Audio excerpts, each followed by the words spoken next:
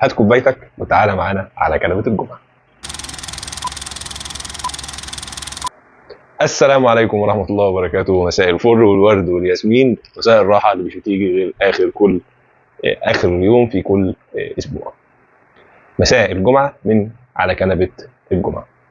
حابب الأول قبل ما أبدأ في أي شيء أو نتكلم في حلقة النهاردة في موضوعنا النهاردة، حابب أشكر كل الناس اللي دعمتنا وشاركتنا وكتبت لنا كومنتس كتير، كانت كلها كومنت جميله، وكمان الناس اللي جاوبت على الفزوره. بس حابب اشكر اتنين جدا لانهم اول اتنين ادوني اجابه الفزوره، هو والدي ووالدتي، ربنا يبارك فيهم يا رب ويديلهم الصحه ويحفظ اهلينا جميعا.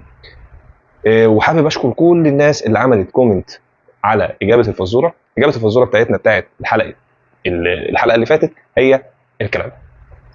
الناس اللي شاركت معانا الكومنت الاولاني بيقول الاجابه هتكون الكنبه حماتك. دي طبعا اجابه هي اجتهدت وقالت الاجابه من نفسها، مفيش حد قالها لها خالص. وفي كمان مس دينا حمد كتبت الساعه، هي للاسف مش الساعه، هو كانت الاجابه الصحيحه هي الكنبه. وكمان في احمد السجيني قال الكرسي الهزاز، هو قرب من الاجابه الصحيحه. طيب، طبعا احنا عارفين ان احنا كان عندنا ماتش مهم جدا يوم الاثنين اللي فات في كاس العالم، وهو ماتش منتخب مصر وبلجيكا. طبعا الكوره دي هي بتفكرنا بايام جميله، بالاخص الماتشات المهمه جدا زي البطولات اللي هي بطوله كاس العالم، افريقيا. الماتشات اللي بيكون في افريقيا دي الشعب المصري كله بيشجع فيها، سواء كان بيفهم في الكوره او مش بيفهم اصلا في الكوره. فهي دي من مميزات اللعبه الجماعيه او اللعبه المشهوره عندنا زي لعبه كره القدم. فبتلاقي الستات وبتلاقي الرجاله، بتلاقي الشباب، بتلاقي الناس الكبار، بتلاقي الاطفال الصغيرين كمان. كل الشعب المصري بيبقى بتحس ان هو اجتمع ومبسوط وفرحان، واتجمعوا كلهم على حاجه واحده، ان هم يشجعوا منتخبهم، منتخب مصر، ونفسه المنتخب يكسب والكلام الجميل ده كله. بس بقى بتلاقي في حاجات برضو برغم من الكلام الجميل ده كله، في حاجه بقى لفتت انتباهي. لما يجي في لعيب في وسط اللعب او في وسط الماتش، سواء كان في شوط اول او في شوط تاني، ويبقى عمل حاجه مثلا مش عاجبه المتفرج، فيقوم جاي المتفرج يقول لك لا ده لو كان، ده حسب الله ونعم الوكيل فيه، ده مش عارف ايه، ده ابن كذا وابن كذا وابن كذا، ده هو لو كان لعيبها مش عارف ايه كان الجاب جول، الله يخرب بيته، ده ضيعنا، ده ضيع المنتخب بحاله، ده وحط الايد عليك. هو يعني انا انت بتحكم على الموقف ده من بره الشاشه، انت قاعد قدام الشاشه بتحكم عليه. طيب مبدئيا هو ده ماتش بيكون مثلا موجود في بطوله مهمه، ده ماتش في كاس العالم، يعني العالم كله بيتفرج عليه. انت مش بتلعب مع حسن حنبله اللي في الشارع اللي وراك وجايبين طوبتين وعاملين لهم عارضه، واخد بالك، جايبين طوبتين وعاملين لهم عارضه وكوره بلاستيك وبعدين بتلعبوا ماتش عشان تقول ده هو ضيعنا وهو كان المفروض يعمل وكلام من ده. هو الموقف حصل ان هو معاه كوره، الراجل اللعيب ده طبعا راجل خد تدريبات كتيره في مدرب منتخب، لو كان شايف ان هو وحش او ان هو مقصر او ان هو مش كويس ما كانش نزله يلعب، ما كانش حاطه في التشكيل بتاعه. طيب الراجل ده واخد تدريبات كتيره جدا، بدني بقى وفني والكلام ده كله. بس انت لو نزلت مكانه في نفس الموقف ده وفي جمهور كبير جدا في الاستاد بيتفرج عليك، فانت محطوط في لود.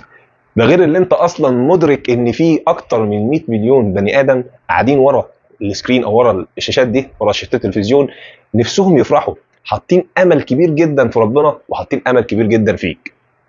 فانت لو نزلت مكانه صدقني انت لا هتشوط الكوره اصلا ولا هتجيبها جون ولا هتعمل اللي في دماغك ده، انت تفكيرك هيقف ان عرفت تاخد الكوره من اللعيب التاني. فانا لما شفت الموقف ده دماغي بدات تفكر في حاجات كتيره جدا، من ضمنها لو في موقف حصل بين اتنين، الموقف ده، ثواني بس اخد بقنا على الكنبه. لو في موقف حصل بين شخصين اتنين بمشاعر مختلفه، بمناخ مختلف، ممكن مثلا يكون واحد قاعد على مكتب وواحد جاي له من شمس، ممكن يكون الجو اللي حصل بين الطرفين دولت كان الجو حر جدا، مع اختلاف وجهات النظر. الموقف ده حصل بين شخصين اتنين، كل واحد ليه اسبابه. ممكن يكون في واحد صح وممكن يكون في واحد غلط، ممكن يكون في فعل وممكن يكون في كمان رد فعل، بس هم مين اللي عاشوا الموقف؟ هم شخصين اتنين. الشخص الثالث بقى اللي بيسمع على الموقف ده وبيبدا يحكم عليه. انت حكمت وانت قاعد، ممكن تكون قاعد في اوضه فيها تكييف، بتشرب مشروبك المفضل، قاعد مزاجك 100 فل و10 ومستقنص، الموقف ده حصل بين شخصين، انت ما شفتش الموقف اصلا بس انت سمعت. حتى لو سمعت على فكره من الطرفين، انت استحاله يكون حكمك عليهم عادل. انت زي المشجع بالظبط اللي قاعد قدام السكرين، المفروض كان يعمل، المفروض كان يسوي، ده صح اللي كان يعمله كذا وكذا وكذا، لا هو لعب غلط. فانت لما تسمع الموقف من الشخصين دول تبدا تحكم، تقول لا ده انت المفروض كنت تعمل، المفروض كنت تسوي، ده غلط، ده صح. بناء عليه انت لا شفت، لو كنت موجود في المناخ اللي الشخص ده موجود فيه. تاني حاجه، انت ما كنتش حاسس الاحاسيس اللي هو حاسسها عشان تقدر تحكم عليه تقول صح وغلط ايه. انت لو كنت ممكن اتحطيت مكانه، لو انت كنت اتحطيت مكانه كنت ممكن تتصرف زي ما هو عمل بالضبط، او ممكن تكون اتصرفت اسوأ من ده كمان.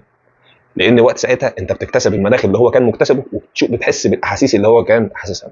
يعني اللي انا عايز اوصله لك ان انت دايما دايما ما دام الموضوع هو مش موضوعك فانت قديس، ما دام الموضوع هو مش موضوعك فانت فيلسوف، ما دام الموضوع مش انت اللي عايشه بمناخه كله، فانت دايما حلك هتقول الحل المناسب والحل اللي هو المثالي والحل الصح.